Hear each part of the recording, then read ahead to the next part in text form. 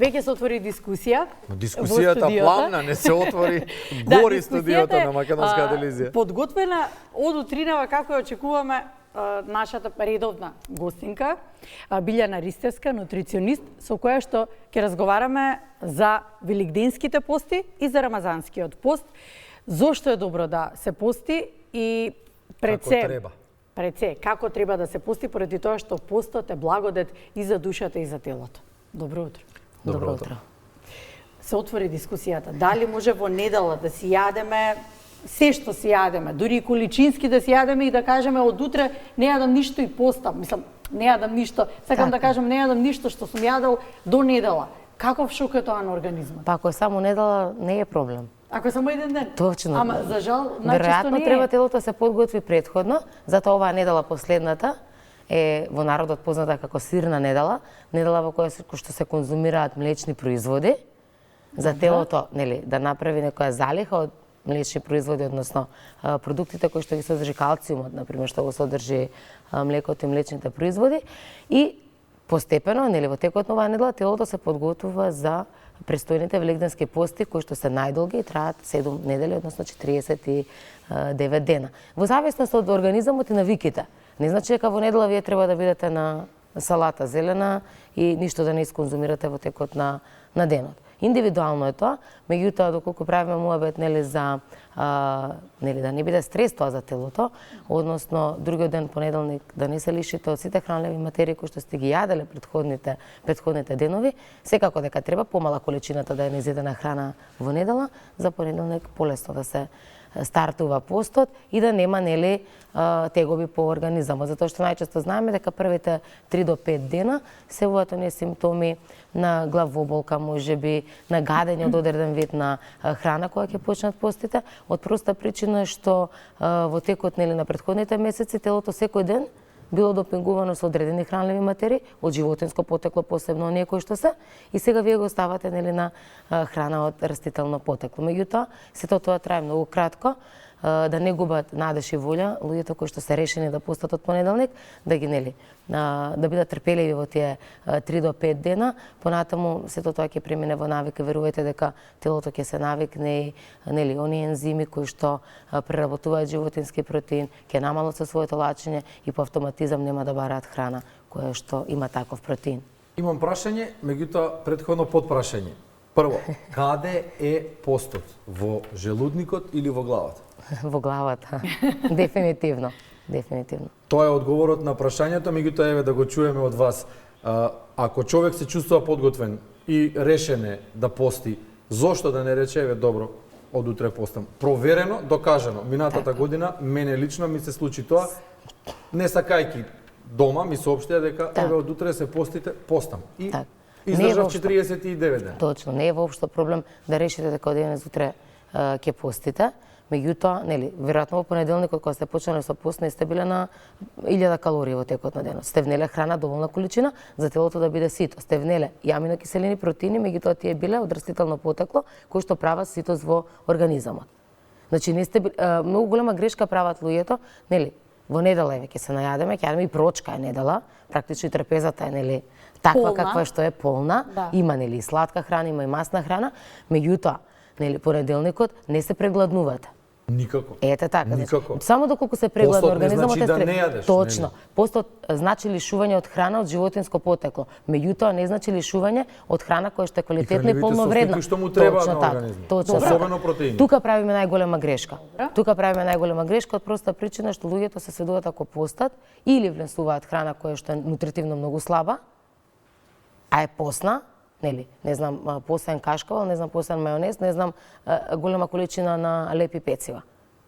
Тука се прави големата грешка и тие сметаат дека ако внесат таква храна, дека се посити, точно, дека се посити, односно дека ќе се заситат повеќе, а од друга страна внесуваат само празни калории, телото последна недела максимум 2 ќе покаже слабост. Велат, нели, на постум, па немам сила и енергија, не може постот, не е правилно ако чувствувате малаксаност, ако немате енергија, значи вие неправилно постите. Треба да се кои коригира. се тие намирници кои што треба да преовладуваат?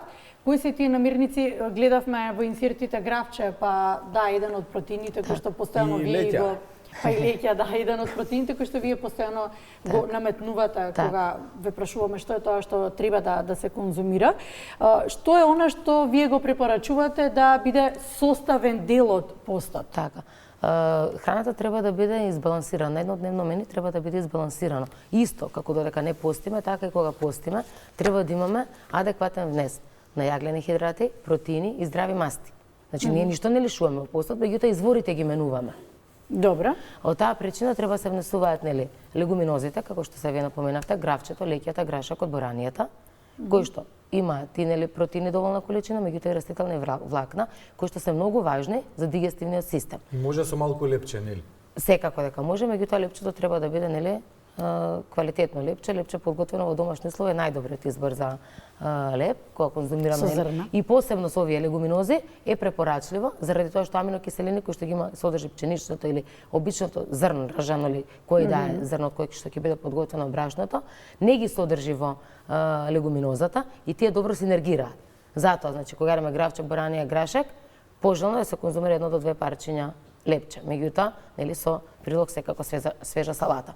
Понатаму пробиотските култури или ферментираната храна во текот на зимскиот период сега се уште ја имаме, како киселата зелка, е исто така добра во текот на постот заради тоа што сега не внесуваме јогурт како пробиотик, внесуваме ферментирана храна како пробиотска култура, здравите масти да не ги заборавиме, авокадото, јаткастите плодови и семињата или маслиновото масло, кој постина масло во текот на великденскиот пост, не треба да бидат изоставени из храната, од проста причина што се навистина составен дел од нашиот метаболен процес и мора да бидат застапени во текот на постите. Никако постот не значи лишување од хранливи материи, меѓутоа значи избор на хранливи материи кои што содржат макро и микронутриенти, витамини и минерали кои што не треба да бидат изоставени за време на постот.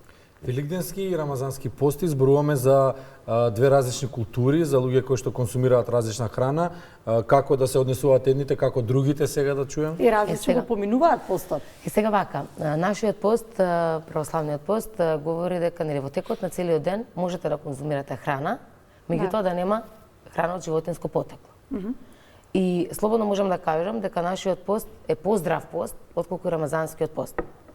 Зашто? Затоа што рамазанскиот пост ве лишува од време трајање на внесна храна, практично тие внесуваат помал временски период храна, кога ќе почнат да внесуваат храна во изобилие и храна која што и од животинско потекло не се лиши, значи ни од месо, ни од сирење, ни од јајца, меѓутоа сето тоа го внесуваат во рок од 4 до 5 сати максимум во текот на 24 часа. Сега, во текот на овој период, кога не е уште топло, можеби тој пост може да го издржат, те го издржуваат секако постот, меѓутоа во текот на летниот период, навистина кога зборуваме за здравје, нивното тело, организам во ризик и под ризик. За сето ова имаме правено истражување на јас и колегите на факултетот каде што студиравме и имавме колешка која беше од муслиманска вероисповед и нашава ние како православни докажавме навистина дека кога говориме за здравствен аспект, дека нашиот пост е поздрав пост од причина што во текот на сите тие часови внесуваме одреден вид на храна, иако таа храна е од растително потекло. Правевме крвни анализи, кои што крвни анализи нашите покажаа подобри параметри отколку крвните анализи на колешката со која што го работевме тој труд. Можеби треба како совет од вас да биде каков избор на намирници, каква храна, како избор да биде во тие 4-5 часа за да не се дозволи. Така, сега во моето долгогодишно работно искуство, секако дека имам искуство со пациенти кои што биле од муслиманска вероисповест и кои што барале од мене да направиме, дали тоа биле лица кои што биле спортисти, дали биле лица кои што биле за време на бременост, мада кај нив за време на бременост постот не се практикува. Сега има некој кој што милува да го практикува тогаш постот и сум имала јас пациенти или пациенти кои што имале одреден вид на заболување сакаат да постат или биле гојазни па сакаат да го постат рамазанскиот пост. Имаме ни кое што сме го правеле со пациентите каде што почнуваат некаде во 2-3, меѓутоа знаат што треба, ќе почнеме со природно цеден сок, нема да почнеме со телешка чорба. Има хранливи намирници и програма која што може да го следи и рамазанскиот пост за да биде здрав пост. Сега така. зборуваме за одреден период од денот, кога Так. може, односно Точно. треба или не треба да се консумира храна. Тука се поставува сега прашањето за фамозната автофагија, па да дополниме. Дали и колку во текот на денот еден просечен човек може, смее и не треба да консумира храна. Колку треба да биде тој временски интервал и дали да го споиме со спиењето со цел да нели украдеме некој час. Така. Здрав човек секако треба да биде подложен во текот на годината на една автофагија или тоа е сега познато како автофагија, практично тоа во нашиот речник значи детоксикација на телото или невнесување на храна одреден временски период. Самата автофагија го чисти телото, е позитивна нели за нашиот организам, меѓутоа не се препорачува нели на долги стази, не се препорачува кај лица кои што имаат одредени здравствени Што значи проблеми. тоа долги стази? Што значи тоа Не временски значи, период кога например, е 3 до 6 дозволено? месеци вие да бидете на автофагија. Значи, А треба колку се е зна- дозволено? Па сосема доволно е некој 90 дена, месец и пол е сосема доволно за да, нели, што барате од вашето тело или Да. зошто сте на А автофагија? не може ли тоа да биде животен стил? Автофагијата, 18 часа во денот да не се консумира храна, например. Па не. Затоа што практично ние во текот на годините, сега на некој човек на 50 години да му текне дека сака да биде во процес на автофагија, во текот на другите години што стануваат од животот, е навистина нема зошто да си го лишува телото од хранливи материи кои што треба да ги внесе, посебно во тие години, па и кај жените кои што се нели од 45-та до 55-та година каде што телото влегува во менопауза, верувате дека има толку хранливи материи кои што треба да бидат внесени, не во енормни количини, меѓутоа во текот на денот во одреден временски интервал. Секако дека е препорака после 19-20 часот да не се внесува храна. И сега кога го собереме тој временски период, ако 19 не внесувате храна, до самото утро до 7 часот, вие веќе 12 часа немате внесена храна.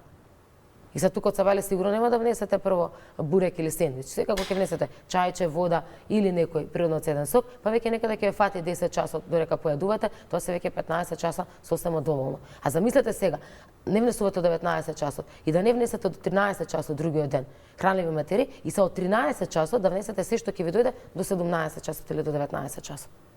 И многу се прави грешка кога луѓето се во автофагија, вели јас во тие часови кои што смеам да конзумирам храна, тоа се нели 6 часа, 18 ако не Ти внесува или сконзумирам 8 колку часа, сат? внесуваат се и се што.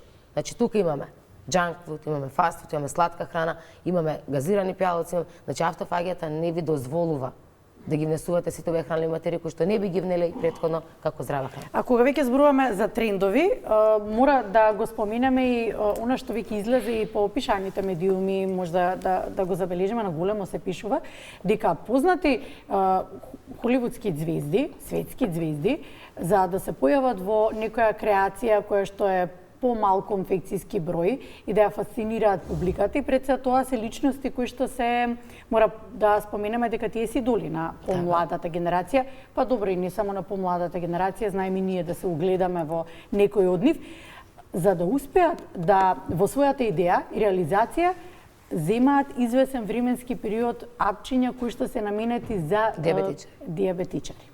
Да, не сакам да го кажам нивното име, затоа што тој е веќе маркетинг дел, Точно. но сака вака да го објаснам дека тоа се апчиња кои што се наменети за група на луѓе кои што имаат здравствен проблем. Точно.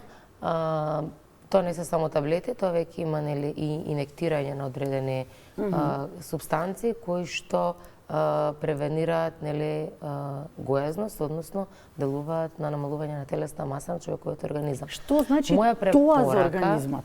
Шок. Доколку вие немате проблем, замислете сега, таблетките за диабет се даваат кај луѓе кои што имаат проблем, нели, со лачен инсулин, со покачено ниво на глукоза во крвта. Доколку вие сте здрава личност, која што ги нема овие проблеми, никако не треба да подлегнете на ваквите, нели, холивудски маркетинг трикови. Значи се од таму нас не доаѓа, односно она Кога сме веќе кај автофагијата, затоа било тоа е нешто што се од таму не станува доаѓа, тренд. а Да. ние, значи без да имаме научен доказ, без да имаме истражување, сето тоа, нели, си го прифаќаме. Само заради тоа што сме слушнале дека пријателката, другарката или комшиката ослабеле од истото. Да. Не верувајте. И влегла во Јас конфекцијски Јас број. имам луѓе пациенти кои што мисле, кои што биле на таква терапија и третман, немаат намалено ништо освен тоа што си имаат крвни параметри и здравствени проблеми добиено после таков третман. Посебно морам да напоменам дека тука страда црниот дроб и секако панкреасот. Имаме време да кажеме кои се клучните хранливи состојки кои што треба да се внесат за време на велигденските пости, а содржат во себе протеини, најважниот. Така. Не дека другите не се важни, меѓутоа најважната група на Точно. прехранливите состојки, да. Точно. Есенцијалните аминокиселини се составен дел на протеините. Тие се некои што даваат енергија и ситост во нашето тело, држат подолга ситост во текот на денот. Протеини можеме од храната да земеме од гравчето, леќата, грашакот, боранијата, печурките исто така се добар извор на протеини, доколку за време на постот она личност која што пости конзумира риба, знаеме дека е ограничена рибата, доколку одиме во православие, значи рибата е дадена во одредени најоскудна е за време на велигденскиот пост и имаме за цветници и за влаговец, значи доколку конзумираат риба и рибата е така исто добар извор на протеини, јаткастите плодови на масти добар извор, здрави масти, маслиновото масло доколку постите на масло и сите растителни масла како сончогледовото, како маслото од лен, од тиква и семињата. Семките од тиква, семките од сончоглед, семките од лен треба да бидат застапени, овошите зеленчукот секако, и морам да напоменам препорака и најздраво се храните доколку телото не ви е хидрирано, нема да врзете доволна количина на сите овие хранливи макро и микронутриенти кои што ги напоменав, затоа треба се внесува доволна количина на течност, најмногу вода, растителни билни чаеви и природно седени сокови. Под прашање за тие кои што ќе постат без масло, еве колегата се залага годинава за тоа. Од минатата секоја наредна. Да. Така што Добро. ова влегува во тој Со што ќе ги зачинуваат салатите?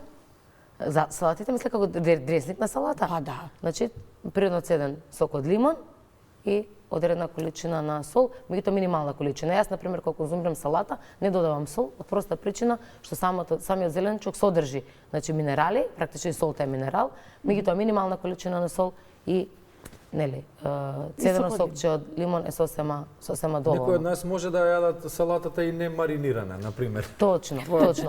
Жива, свежа, таза, има ли нешто поубаво? Ако излупите 2 моркова, ги сконзумирате едно парче цвекло, додадете мала количина на сол на истите, зачини може да си додадете орегано, босилек, нане, копар, сето тоа, значи верувајте дека буковка, на пример во кисела зелка, Не мора да биде верувајте фенси, нели? Точно, верувајте дека навистина не се ни осеќа. Јас имам слики од салати кои што сум ги правила без масло, навистина се фасинантни. И манџичките се посебно поубави кога нема да додадете масло во истите, на пример гравчето, леќето, боранијата.